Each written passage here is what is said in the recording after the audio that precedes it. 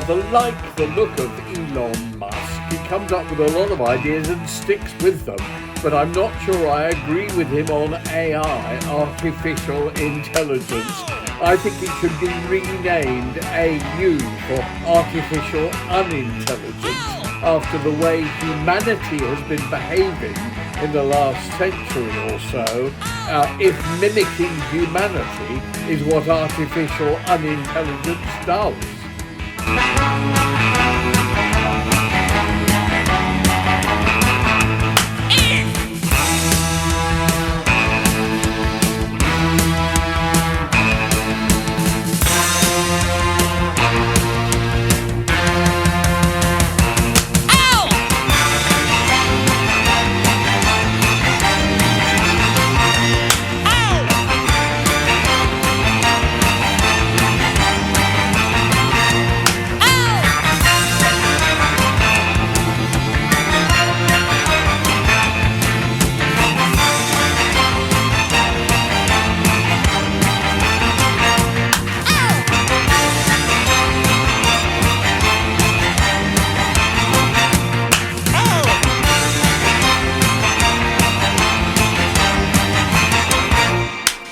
It's amazing how your past catches up with me. I just had a request from the company that puts some of our old tracks up on compilations, Cherry Red, they're very good actually, asking if they can put up an old record of mine called by under the name Prophet, called Have Love Will Travel. Since it had been used in a TV commercial and was suddenly getting a lot of attention. And I couldn't even remember it, but then I looked it up. It does appear on YouTube.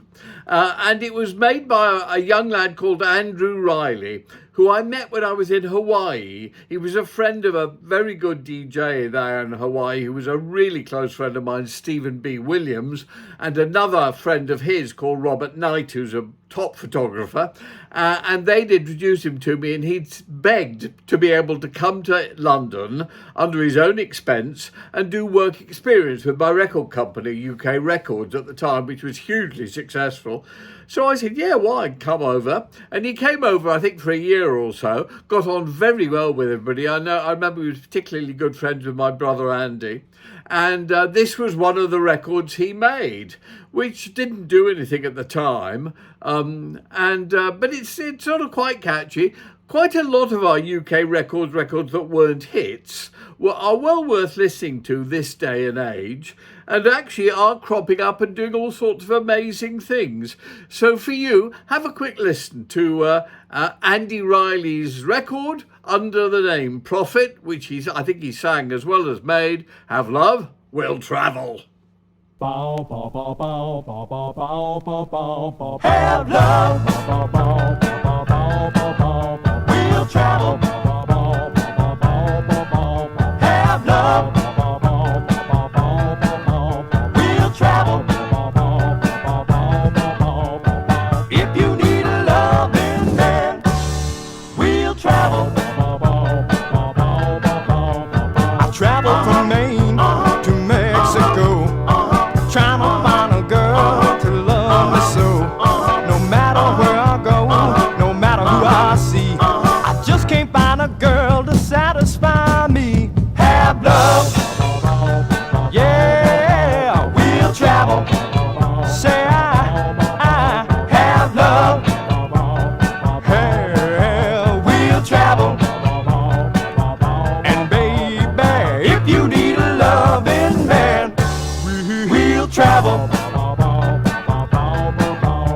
I might come by boat, I might come by train, and baby, I might even catch a plane. I've got arms full of loving waiting for you, and I've even got a suitcase full of kisses too. Have love, yeah, we'll travel.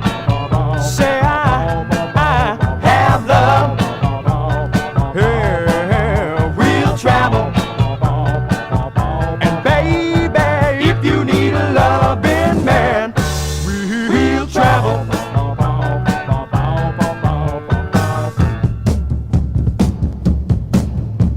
I travel by night, I travel by day, so look for me to come pass your way.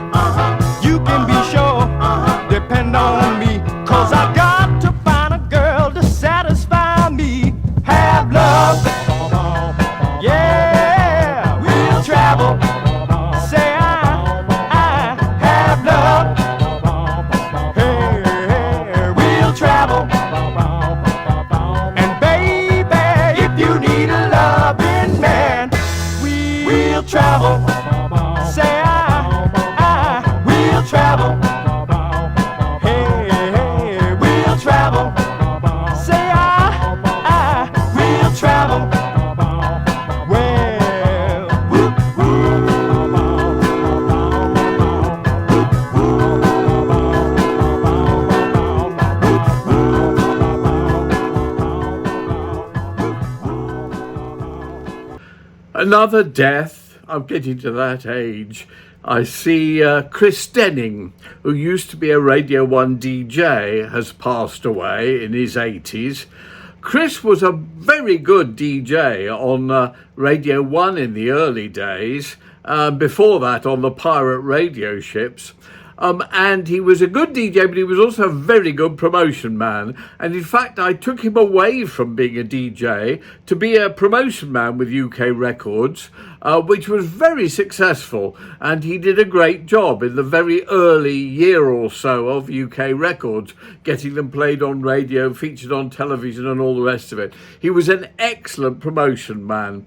Unfortunately, of course, he was also gay. And being gay at that stage in the 60s, early 70s was a crime. It didn't matter how old your partner was, it was a crime. And Chris, unfortunately, found teenage boys attractive. And that was even more of a crime, because when homosexuality had been legalised in 1967, it was only for you if you were over 21 and your partner was over 21. And that didn't change until the 1990s. It was still a crime. And for that, Chris got himself into incredible hot water and trouble.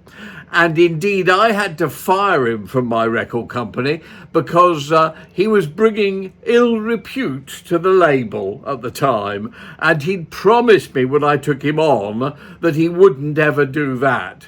But unfortunately he did. And he spent most of the rest of his life in various prisons as the years went by. In fact, got completely institutionalized, got so used to prison that when he did come out occasionally, and I never met him again or spoke to him again, but we did communicate by letters, he was so institutionalized he just hated being out of prison. He got completely used to prison life. Plus, of course, all the prosecutions and everything inflated, exaggerated and overcoloured everything. I mean, they even invented a relationship he had with Jimmy Savile, the monster of this century. In fact, not only was Jimmy Savile not a monster, but actually he had no relationship at all with Jimmy Savile. I know for a fact.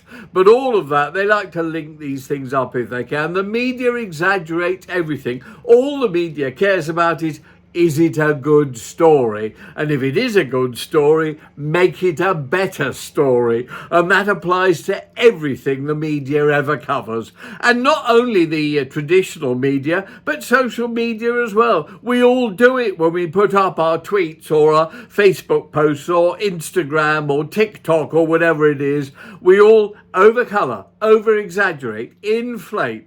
Anyway, sadly, I see that Chris died. I had heard he died, and I tried to find out about it and went on a huge quest, even contacting the government for details. Nobody admitted he was even dead.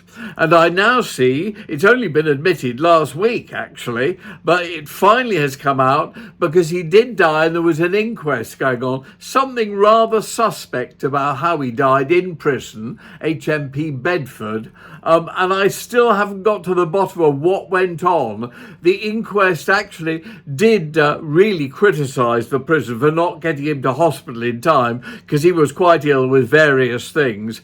But the fact of the matter is he died in 2022, and it's only just now in 2023 it has emerged and become a story in the papers. Poor old Chris. I still think he was a very good guy. He was a decent guy. He wasn't all the things painted in the media, just as Jimmy Savile wasn't. I don't think Bill Cosby was. People like Michael Jackson, even people like Harvey Weinstein, and that Jeffrey Epstein man, and Epstein, I never, Tyne or Teen, I could never work out which. Is one allowed to say that? Anyway, that's the fact of the matter. He's now passed away. I feel sad because I hate it when everybody I knew passes away, but that's the way it goes, and I thought you should hear some comments on it.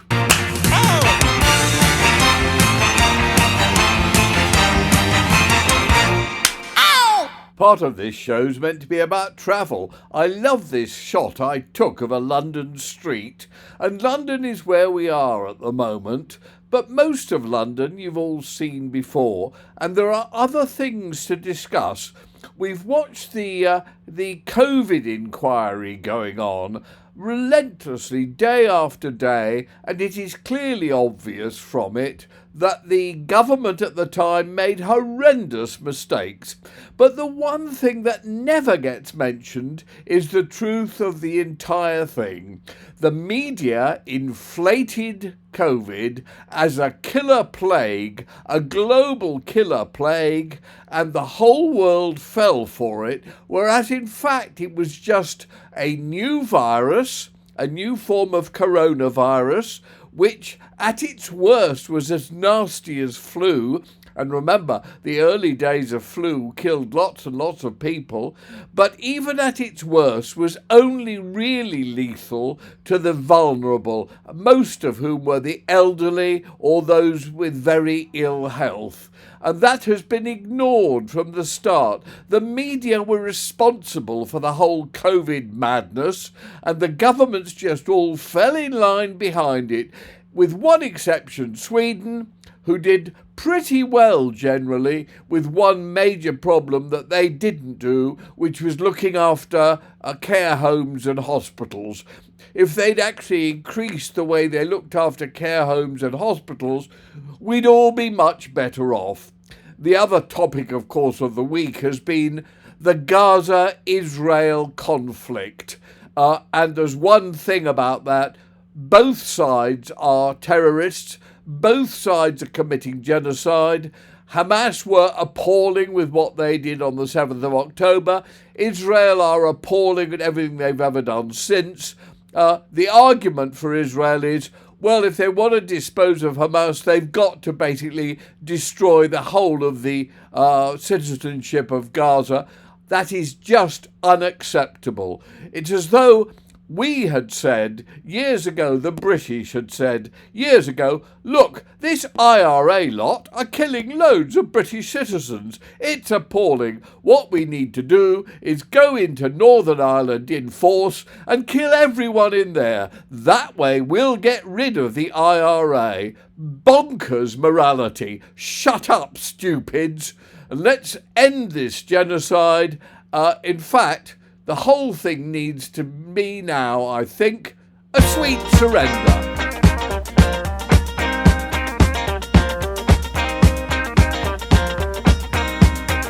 Baby, I'm through running, it's true. I'd be a fool to try to escape you.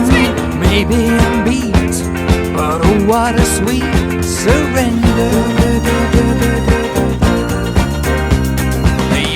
Your rights, I'll take your nights. No one can lose when we turn the lights out. Tasting defeat, loving that sweet surrender. I'm giving up myself to you, but I didn't really lose at all. I gave the only love I knew, but it never hurt me to fall. Now that it's done, so glad you won. I know our lives have only begun, hon. No more retreat, only my sweet surrender.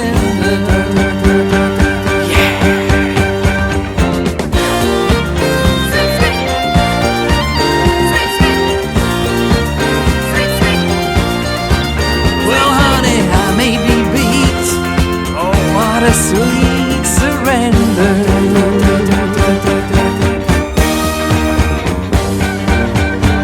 Surrender, and you sweet thing in my life, I surrender to you.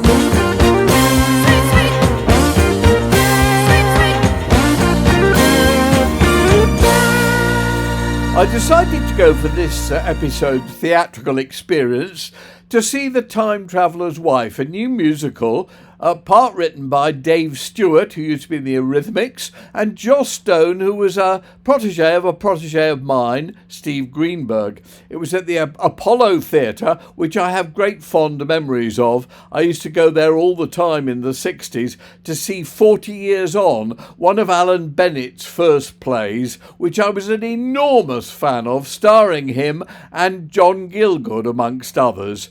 The Apollo Theatre has been done up beautifully now. I think, had a ceiling fall in a few years ago, so they had to completely renovate it, and it now looks absolutely splendid. I love going to the theatre. I used to go when I was 12 or 13.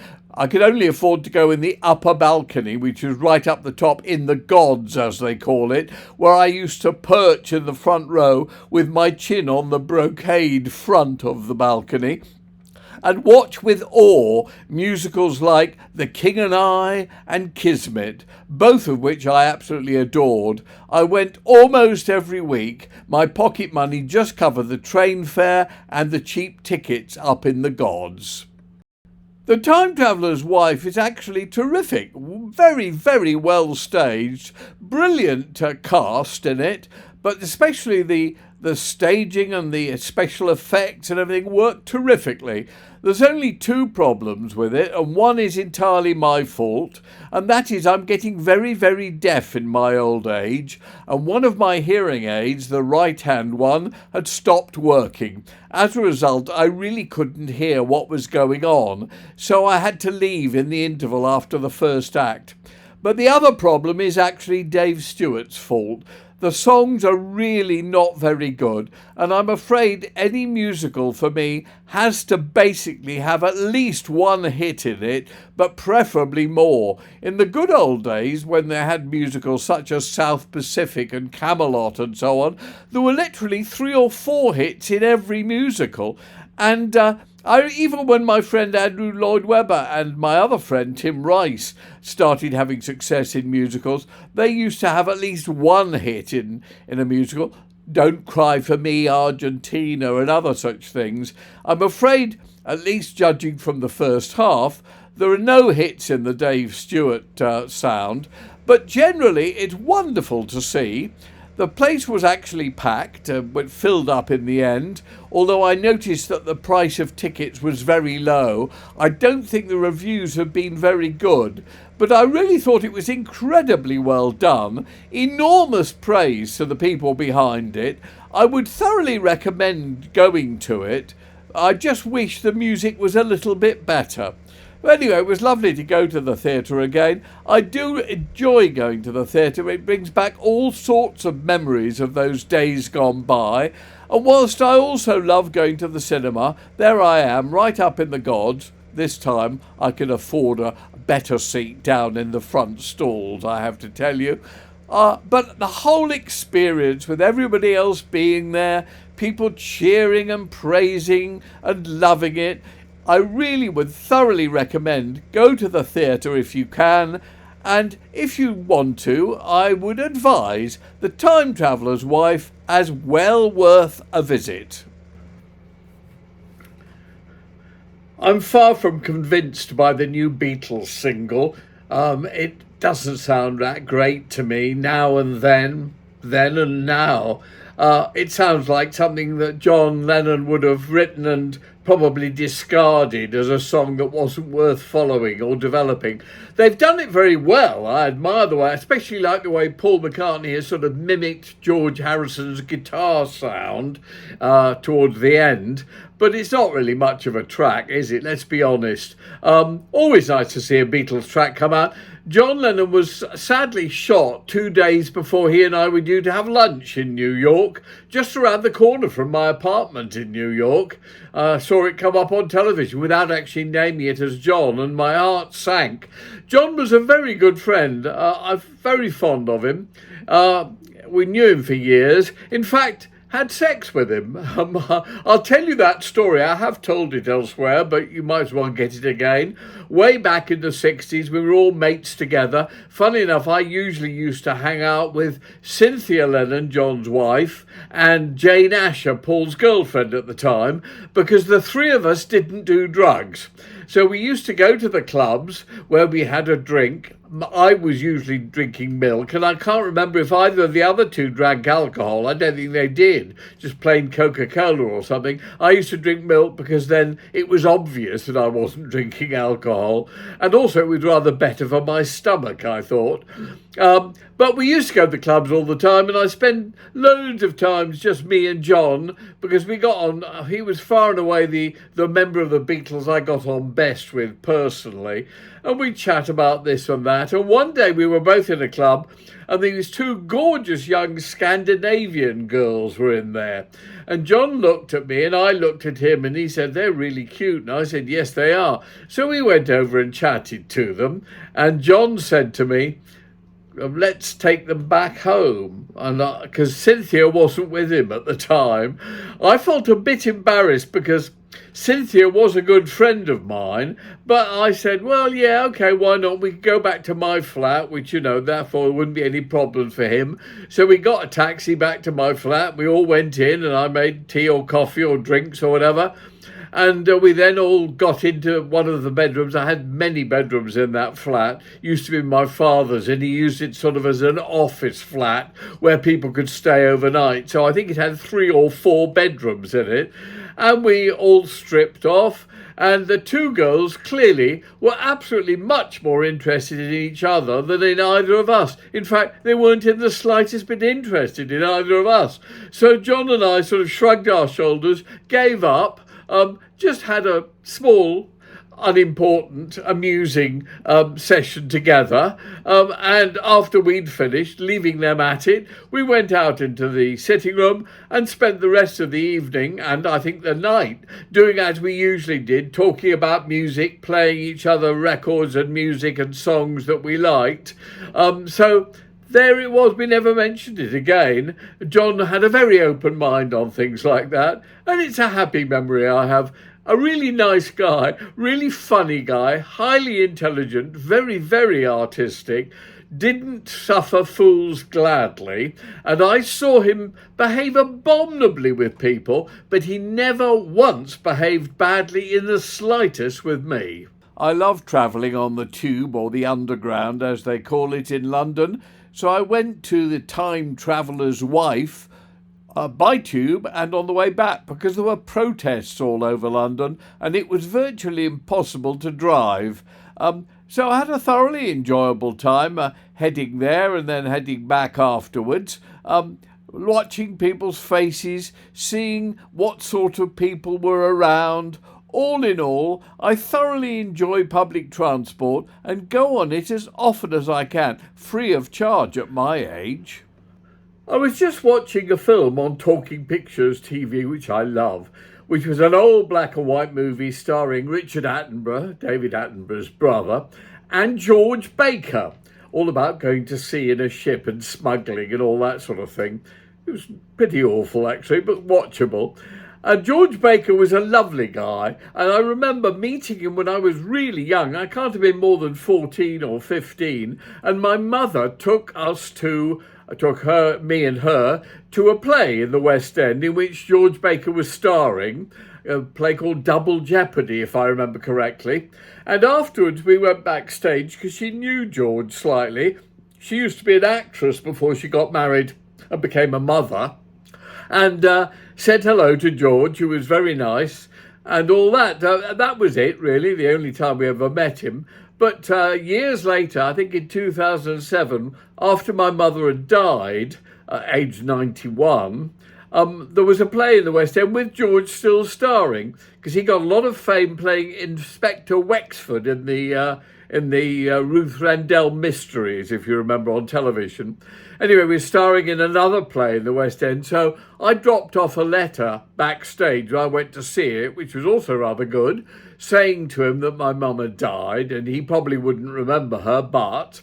And I got back the most lovely letter to my home, from him, handwritten, saying indeed he well remembered my mother and adored her, and she was a lovely, lovely lady, and he was sorry to hear she'd passed away. She was 91, which was a good age to reach, and just giving me lots of fond memories. Said he very much remembered meeting me when we were backstage at Double Jeopardy and all that. Anyway, brought back lots of memories, both of my mum and of George Baker. That's it for episode 53 of A Victim Bites Back. See you next time for episode 54. If you're enjoying it, comment on it.